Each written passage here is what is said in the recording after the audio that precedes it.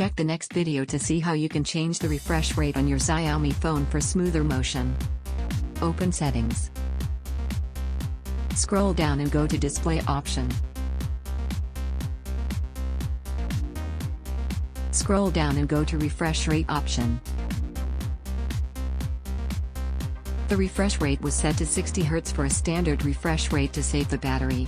Tap on 120 Hz for the maximum refresh rate to keep everything crisp and clear. Now, the motion is much smoother on your phone. Thanks for watching. Subscribe and check other videos.